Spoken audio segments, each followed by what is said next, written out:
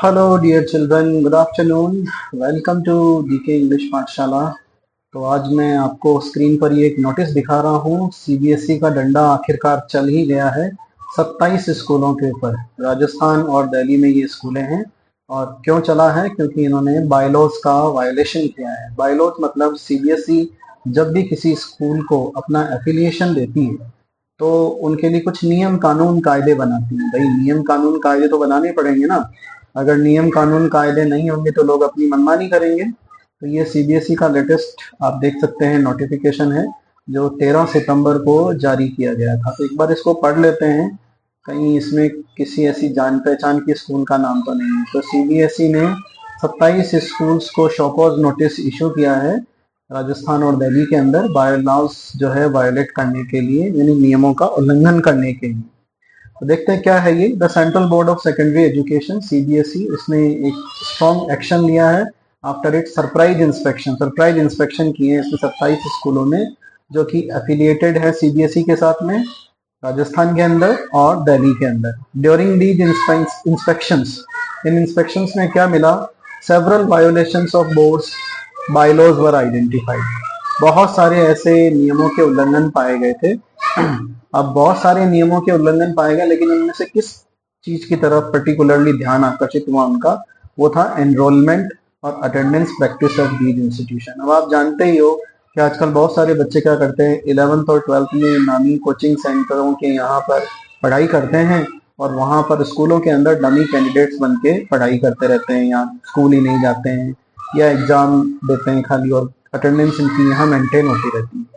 तो वो ये वही वाला इश्यू है। तो अब होगा क्या? शो कोज नोटिस मिलेगा, तो नोटिस के बाद में स्कूल अपना जवाब देगा। स्कूल जवाब देगा तो उसके बाद में सीबीएसई उस जवाब को देखेगा कि इस जवाब में कितना दम है, और फिर उसके बाद में उसकी मान्यता भी खत्म की जा सकती है अगर बहुत ही ग्रेव सीरियस मामला है।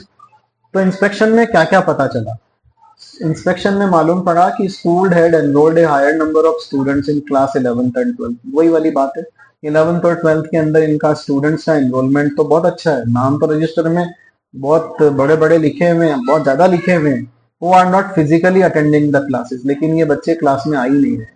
मोर ओवर इसके अलावा डिस्क्रिपेंसीज वर नोटेड, डिस्क्रिपेंसीज नोट की गई। डिस्क्रिपेंसीज का मतलब होता है विरोधाभासी बातें नोट की गई, गड़बड़ियां देखी गई इन द अटेंडेंस रिकॉर्ड में भी जो स्कूल मेंटेन कर रहे थे। Casting doubt on their compliance with CBSE regulations, जिससे ऐसा लगा कि वो सीबीएसई के जो नियम कानून कायदे हैं उनको एक साइड में रख के काम कर रहे हैं। इट वाज आल्सो फाउंड, ऐसा भी मालूम पड़ा that some institution were flouting infrastructural norms set forth by the board. अब वो सीबीएसई के क्या होता है कि कुछ इंफ्रास्ट्रक्चर नॉर्म्स भी होते हैं। भाई इतना बड़ा प्लेग्राउंड होना चाहिए, इतना क्लासरूम का साइज होना चाहिए। अब कई स्कूल तो बिना प्लेग्राउंड के ही चल रहे हैं, तो ये इंफ्रास्ट्रक्चर नॉर्म्स में आता है।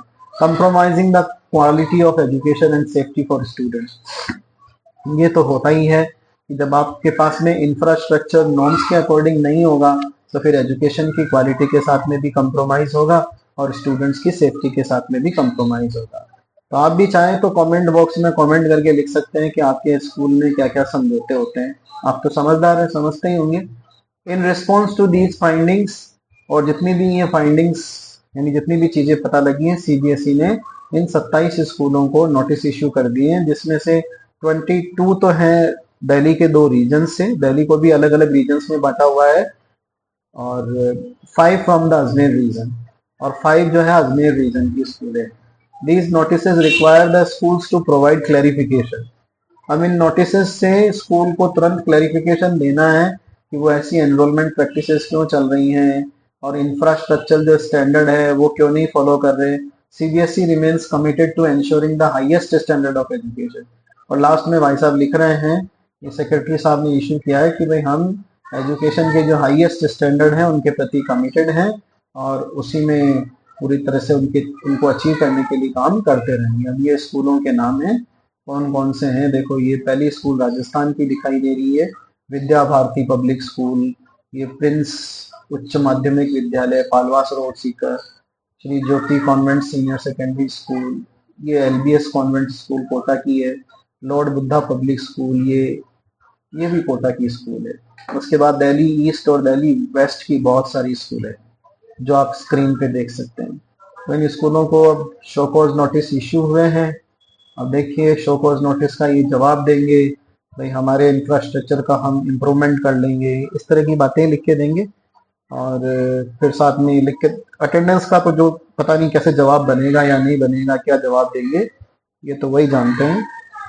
लेकिन हाल फिलहाल इन 27 स्कूलों को नोटिस इशू किए गए। आप भी देख लेना कहीं आपकी स्कूल तो नहीं है इसके अंदर। Thank you very much.